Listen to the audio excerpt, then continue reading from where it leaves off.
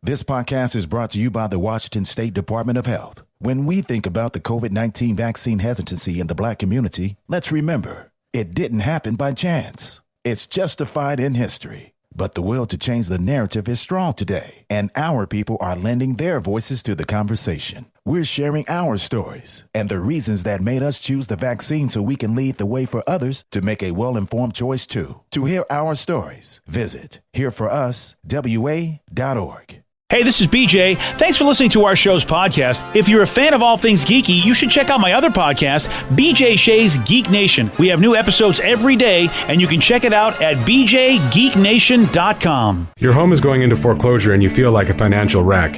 You don't know where to turn for accurate information. I'm bankruptcy attorney Travis Gagne. Let's talk about some legal options. If we work quickly, we can propose a plan to save your home, modify the loan, or in many cases even eliminate your second mortgage. The consultation is free. I've helped hundreds of people just like you make informed decisions about whether to save their home or exit it on a reasonable, organized timeline. The chapter you choose sets the tone for the next chapter of your life. Please contact me today at choosetherightchapter.com. That's choosetherightchapter.com. 99.9 KISW, the Rock of Seattle. You guys all know Kaylee Cuoco, Penny, and also the flight attendant. I was about to say, I know her as a flight attendant nowadays. Yep. Yeah, right? Yeah. Well, see, that's because you're fancy, Steve. Well, we're like, I don't know how much more we're going to watch that show. Oh, no. She's really bothering me this season. Is she? Wow, I'm really? put that out there, yeah. I just don't know, man. I don't feel the same magic as I did last season. First season was super spectacular. Second season, we watched the third episode last night, and I told my girlfriend, I was like, dude, she is so over the top in this one. Plus, you can kind of see where it's going, and I'm like, all right. Yeah, I think I liked the last season because I thought it was just like a mini-series. I'm like, it's so rare that we have a show that's just a mini-series, one season, because that's what they told us. It wasn't an ongoing series, but I guess because of the popularity of it, of course, they're like, hey, we want to make some more money. But this season hasn't really been grabbing me like last season. I agree. That's the problem, is that it was magic in a bottle because it was self-contained, like you said. But of course, they're like, look, we got to give people want more, or at least they think they do. And they go, well, we really didn't have a lot more to give you, but we'll do our best. It feels very square peg into a round hole. Like they're just like, well, the first season was cool because all of a sudden she ended up like having to help deal with a murder case, you know. Now this season it's like she works with the CIA, kind of, even though she's a flight attendant. You're like, what the hell's going on here? Well, I've watched she's just a hot mess because she doesn't drink anymore. Right. It's like, okay.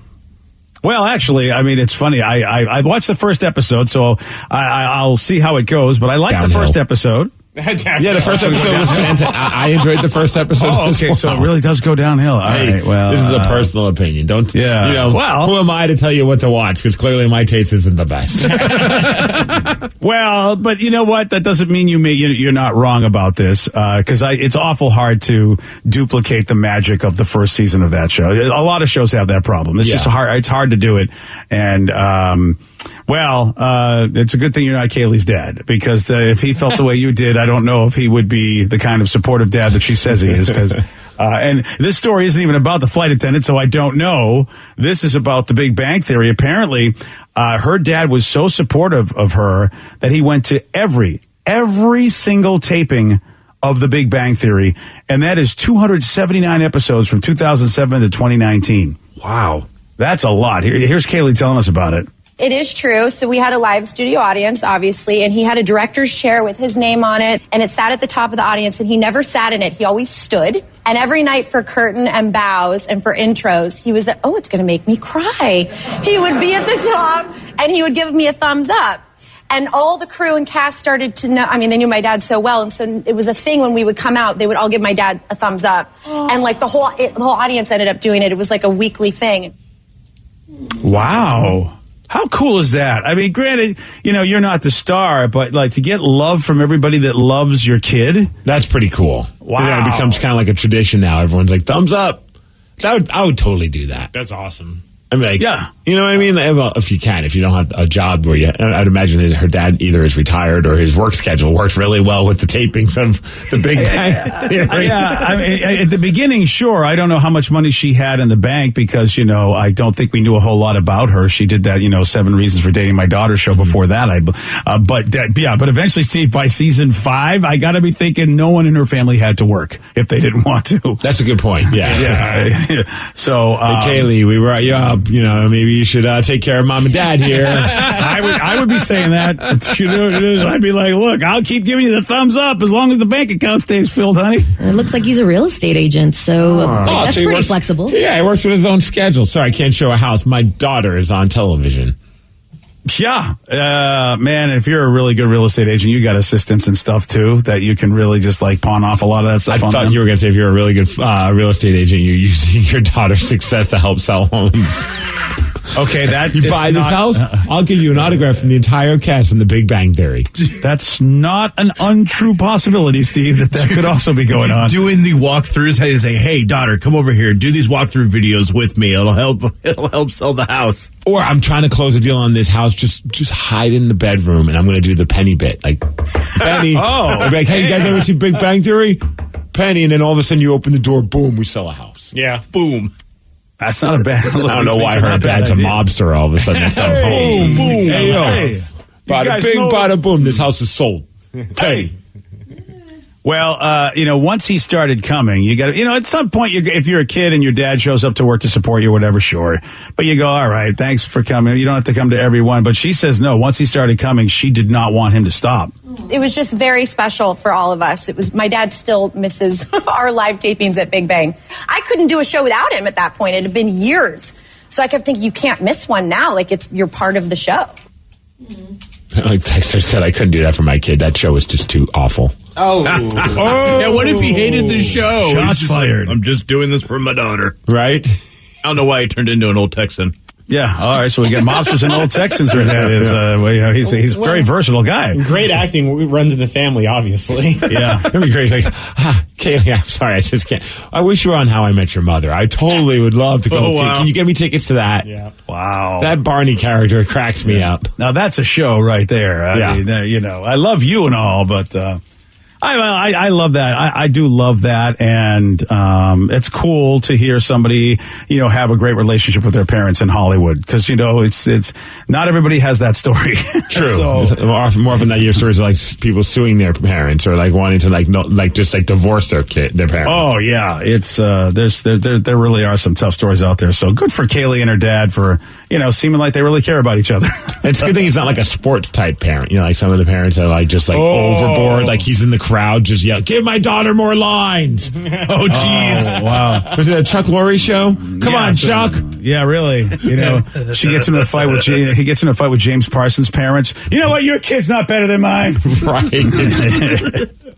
Yeah, if it was like a hockey pop, yeah, that would be interesting. Exactly. Kaylee, can you tell your dad to stay home? He's arguing with Chuck Lorre about the amount of lines that you have on the show. Yeah, we don't need that anymore. Well, we have got a guy that took the term drive-through literally when he drove his car into a Dairy Queen. Steve will tell you all about it. He's got the Mix Report for you. He'll give you that at 6:17 on The Rock. BJ and Migs, mornings on The Rock, 99.9 KISW. 99.9 KISW, The Rock of Seattle. I don't know if you know this, but our good buds at Snoqualmie Casino, they have teamed up with us to get your Memorial Day weekend started off right. They're giving away 99 cars. They're giving 99 cars. PJ, they're not giving away cars. No, they're giving 99 cars. 5 gallons of regular unleaded gas this Friday at the Crescent Market at Snoqualmie Casino. That's what it is. Which is about the same price as a car these days. Yeah, right? You're right about that. All right, so free gas is what I'm talking about. And it's going to be this Friday at the Crescent Market at Snoqualmie Casino. So 99.9, you know us, right? So the first 99 cars to get there, I guess, going to get 5 gallons of regular unleaded gas this Friday at the Crescent Market at Snoqualmie Casino. Mike Hawk from the men's room is going to be there. Just go up to him and say, BJ said you're giving me a car. We're going to give you Mike Hawk's car. We're giving away Mike Hawk's car at... all right, so the lineup starts at 5:30 a.m., and the giveaway kicks off at 7 a.m., so that's this Friday morning. Whoa! That's right. Wow, this is a thing. Holy bag of holding. So, yeah, so let's get that done, man. That's very, very, because gas is big right now. You want more info, you know where to go. KISW.com. Well informed on the issues of the day? Not this guy. Live from the KISW News Center in downtown Seattle, this is the Migs Report. Well, thanks, you guys. Thanks to Kia Up You All for giving us the Migs Report. And today, I feel like today's a day to celebrate all the members of our show. Oh, really? Aww. For different reasons. Okay. So first off, and I feel like this should be on a Thursday, but hey, we'll take it today. It's Geek Friday. Oh, thanks, buddy. That's us. Yes, because you guys usually record Geek Nation on Thursday. So happy Geek Friday for you, BJ, Rev, all of us. We're all geeks in some way, shape, or form. Totally. And a new episode drops today, right, Rev? Ooh. Yes. Yes. Yes. So, like, what day is it? Okay, yeah. Yeah, you go to the Odyssey app and search for BJ Shea's Geek Nation, and there'll be a new geeky episode today on Geek Friday. Yep. I'm trying to say, so Joe's kind of like a poker geek. I'm like a wrestling geek. Vicky, you're like Comic books. Rev, She's an everything sci-fi geek. BJ, sci-fi board game geek. Danny, Danny's what, like a meat geek? Yeah, he is. Oh, I like that, actually. Yeah. I was going to go with emo geek. I was going to say horror movies. Or horror movies. Oh, Yeah. I like meat geek, though, because we're going to go get some barbecue today. That's true.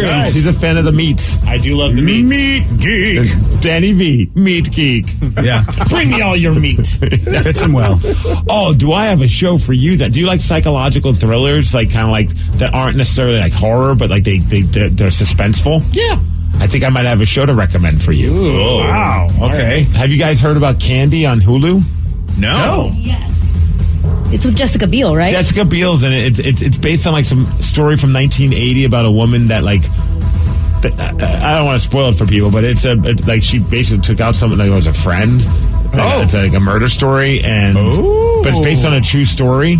And the only reason why we watch it because I'm like the premise just sounds like nothing that my wife would be into, but she likes Jessica Biel, as do I. So, and it's just a trip because it's like nostalgia city because it's based in 1980, so everything like looks like straight from the 80s. But the show is very suspenseful. Like the entire episode, like we did not fall asleep on, and it's like we watched it late at night because you're just like, what the F's going to happen? You know what's funny is she's kind of done that. She's going down that route of like a bunch of. She did another series called The Sinner with I'm not going to remember his name. Jason Bateman. I don't remember what his name is. Anyway, that's his name, I believe, is Jason Bateman. Yeah, and it was so good.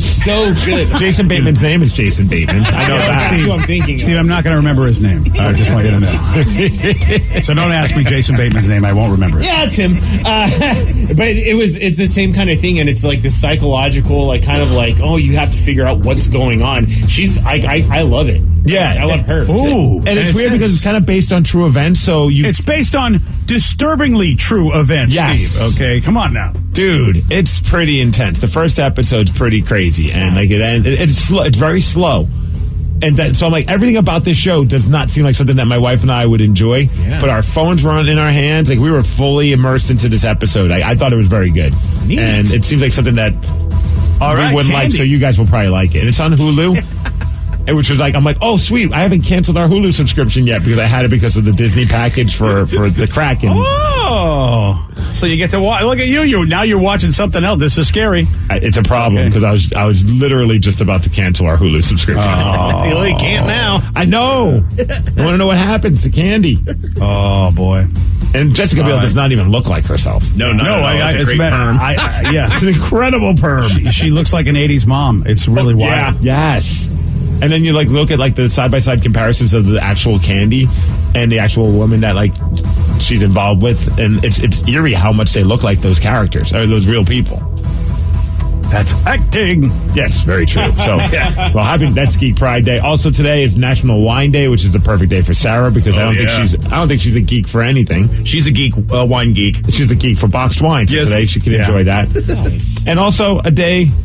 I don't know if you guys know this about me, but when I was younger, I always wanted to be a tap dancer. And today is National Tap Dance Day. Did not know that about you. I mean, you wanted to be a ventriloquist. I know that. Didn't know you wanted to be a tap dancer. I had aspirations of being really the coolest human being ever. A tap dancing ventriloquist. Who does breakdancing? Yeah. I mean, talk about, there's some vaudevillian dreams right there. Right. It never happened because I begged my parents for tap dance shoes, and my dad's like, no. And he just took a couple of thumbtacks, put them on my shoes, and goes, here you go. Oh, he wasn't wrong. That's a good way to find out if you're serious. Well, it turns out I wasn't, because after a day of doing it, I'm like, this is dumb. There was a tap dance school right by our house, and I wanted to go learn how to tap dance. They never let me go. You know, parents know sometimes when their kids just are like, no, you think you want this? No, you don't. But wouldn't it blow your guys' minds if we're out and about like one day and I'm like, guys, did you know that I'm actually a tap dancer? And I just put a couple thumbtacks on my shoes and just bust out the... That would have been amazing. That would have blown my mind, but there's no way you wouldn't have busted that out before now. Yeah. True. I wouldn't. I'm not good at holding those things. I'm not very talented at much. If I have a talent, I'm going to let you guys see it. I feel like at our conventions, you would have busted that out with a couple of beverages. Oh, yeah. Easily. On top of a piano. Oh, yeah. Wow. Oh, yeah, that would be. I mean, dude, you'd be the king of the convention. Also today, the most important thing, it was 25 years ago today, guys. What happened then? One of the greatest songs that was ever written. The Macarena was written just 25 years ago? Okay, not nearly as great as the Macarena. Okay, all right. But almost as great. Rev, hit it. How old do you feel now, kids?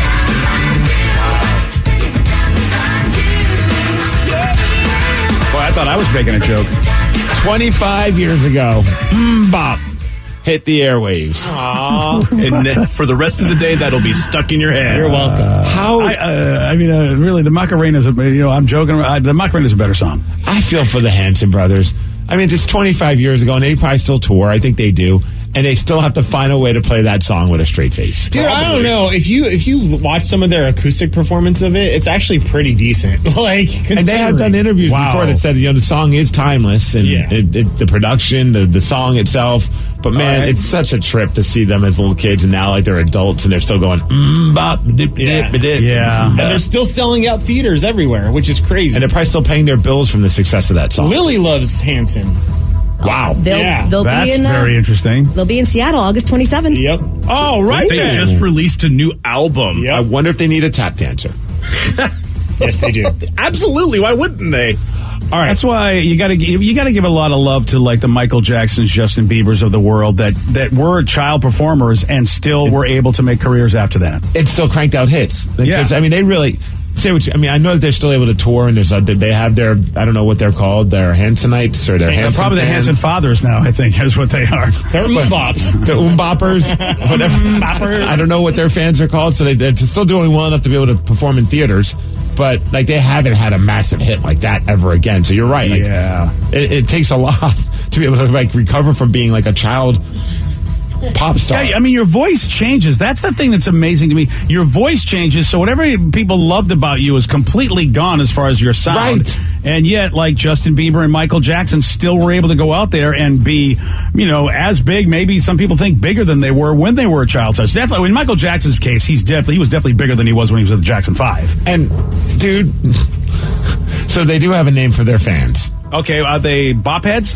They're Fansons. Fans. Why do we see that? Yeah, that's a good name. I like that. I mean, look, Not a joke.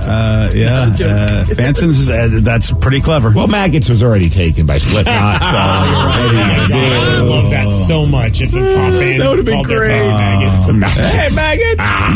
Yeah. All right, dude, I don't know if you've seen this video, but this video is crazy. It happened in West Virginia. There's a guy, he intentionally crashed his SUV into a Dairy Queen. I mean, really, just literally taking the whole drive-through concept. And if you watch the video, it looks like it's sped up. He's going at a ridiculous speed. He's a 40-year-old guy named Casey. It happened at 7:30 in the evening on Saturday. He was in a Kia Soul. No word if there was any hamsters in there with him, but he just straight up went right through the Dairy Queen. Thankfully, the dining room had just been remodeled, so it hadn't been reopened yet. So there was nobody in there, no customers. Damn, dude. God, that is horrific. But the owner said he was thinking about opening it that day. Thankfully, he didn't. And now, of course, he's going to have to do another remodel. Wow, dude, what is going through? Somebody, it had to be drunk driving or something. It had to be, right? Well, they asked him why. Apparently, he did crash into the building on purpose. No word on why. Maybe they got his order wrong. I mean, that's the only reason, right? Man, people. Listening to Hanson got really just. Yeah, there's just stuff going on where people are not just in their right mind. Oh, I forgot to mention, hey, we were talking about the 25th anniversary of Mbop, but today is also a very special day. 15 years ago, we ditched the DVDs, the VHS tapes, the memories in our head and the magazines as Pornhub came out 15 years ago today. Wow, 15 years ago. Interesting terminology, sir. Yeah. Pornhub was unveiled today. Wow. What was life like before Pornhub? We don't remember. I don't want to remember. That is pretty amazing. You got to imagine somebody who is like 15 right now, the age when, you're really like, look, I need something like that. And that their whole life has been that as far as their brain knows. No longer just having to change channels fervently, just hoping that a Girls Gone Wild infomercial is on. Rev used to go through the Sears catalog, hoping you could find the bra section. Or Nat Geo. Yeah. That was a game of chance. Oh, yeah. My great grandma got me a Nat Geo subscription and had no idea. She's naked, but she doesn't look happy. Nope. No. You know who's also not happy? Mariners fans. Yeah, I mean, it's bittersweet, actually. You're absolutely right, because yesterday was exciting news that Kyle Lewis back with the team.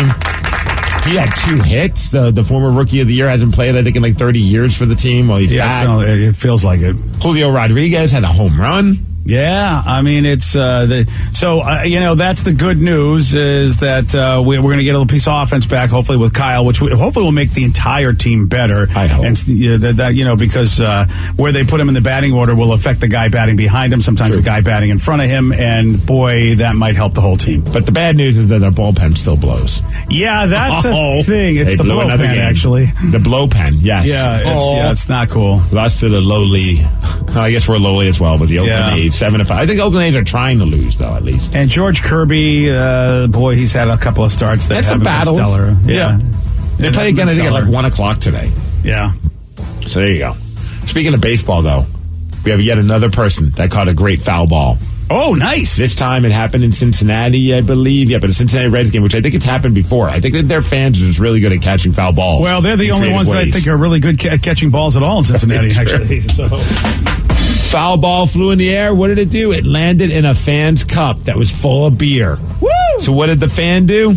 He chugged the rest of the beer with the baseball inside of the cup. That's a fan. And you got to love the play-by-play announcers. Of course, they have nothing better to talk about. Might as well talk about this. Inside out, called foul. He just provided the greatest additive to a beverage. The baseball landed in a beer cup, and he just housed the whole beer with the ball in the cup.